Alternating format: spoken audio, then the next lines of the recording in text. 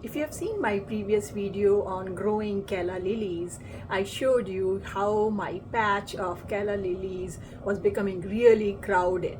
There was no space for the leaves to grow. I mean, it was blooming very nicely. It had a lot of blooms, but I could see that there was just no space between the plants, and I was worried that it will get some fungus or something because there was no air circulation through the plants. Hi, this is Ruchi, and let's thin out that calla lily patch today.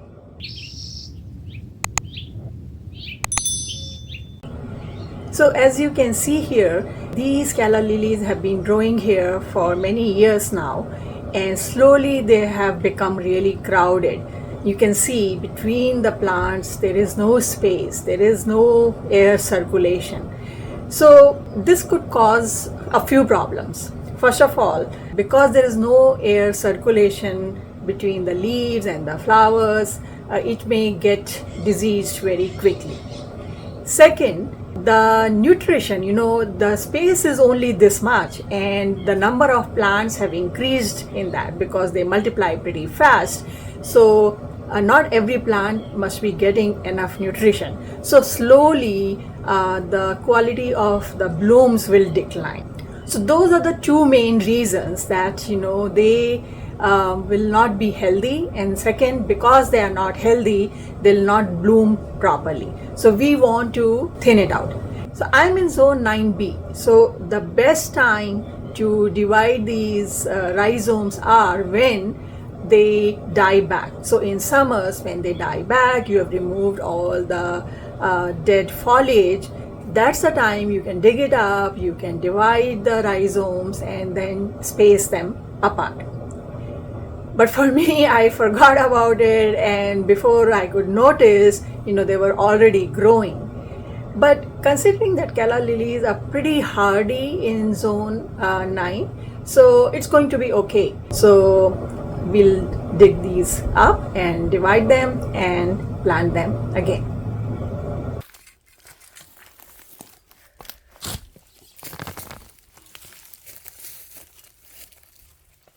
Look at this cluster. There are so many rhizomes growing in here. It is full of rhizomes. Obviously, they are not going to get enough nutrition to bloom properly. Sooner or later, they'll stop blooming. So this was probably a mother rhizome from which so many more rhizomes are growing. You can see in this whole cluster, there is no dirt. They won't get much nutrition, and they need that to bloom properly. If you look at this plant, this must have been the original rhizome, and look at it. So many eyes are forming. They will all form a plant each. So from one rhizome, so many plants will grow. 1, 2, 3, 4, 5, 6, 7, 8, 9, 10, 11, 12. So that's a lot. So suppose you plant this and 3 inches apart there is another plant, and these 12 more plants grow in that same area. It will just occupy the whole space, and the plants will not get enough nutrition. So that's why, every 2-3 years you have to watch. If there is space between the plants, then it's fine. If you see that it's getting crowded, then you need to dig them up and thin them down. So we dug all the rhizomes out, and here are all the plants with their rhizomes. I have prepared the soil, I dug up the soil, I added some manure to it, mixed it up properly. So this is ready to go. Now we have to prepare our plants. So let's do that. There are a lot of plants here, but we are going to only plant a few. So let's look at this plant. So this has just one rhizome from which this plant is growing.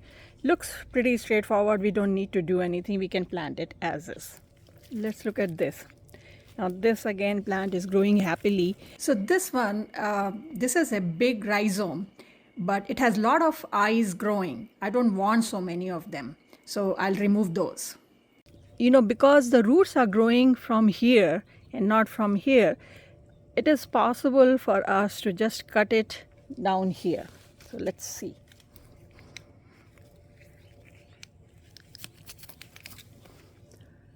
So I just cut it here, and you should clean your blade with hydrogen peroxide or alcohol. So this plant is now ready.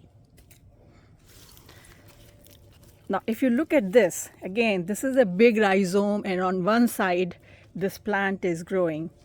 So this side kind of looks dead to me. I mean, there are a lot of eyes growing here. We don't want all those small ones. So I'll just cut the rhizome here.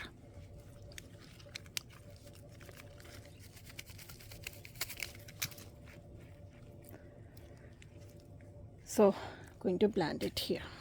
Here also, you know, so if you want, you can remove some of these eyes because they'll develop into plants. You don't want it to become crowded pretty soon. So this one has just started sprouting, so this is a very good candidate. We can plant it as is. So I mean, most of these plants, they look healthy. Nothing needs to happen.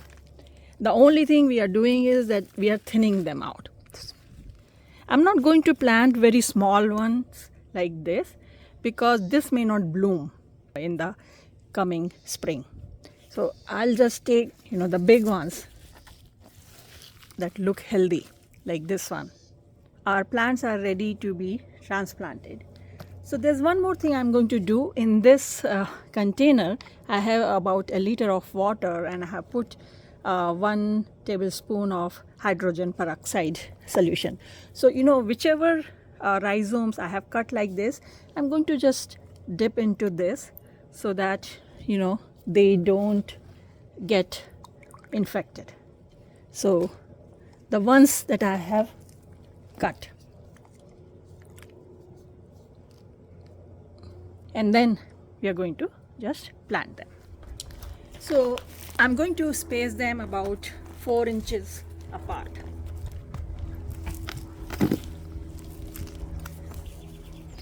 Just start from 4 inches apart and about 3 to 4 inches in depth.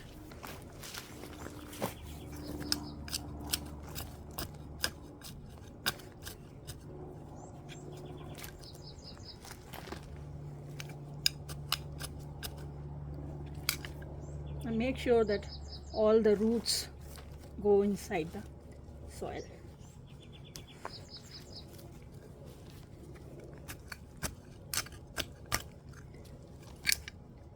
Actually, I'm putting them about 6 inches apart.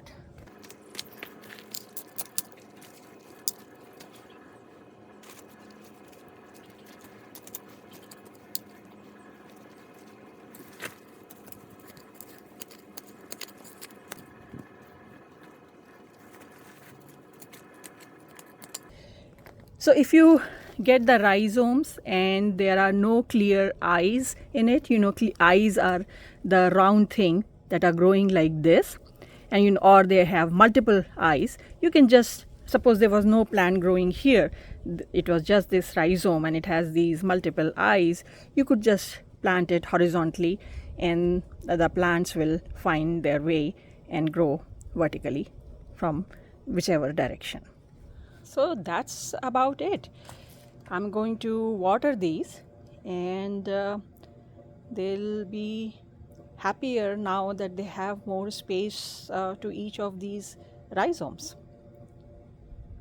So I hope this video was useful to you. If you have any questions, leave me a comment and I'll try to answer as soon as possible. If you like this video, press the like button, subscribe to our channel, and don't forget to share it with your friends and family. And I'll see you next time. Happy gardening. Bye.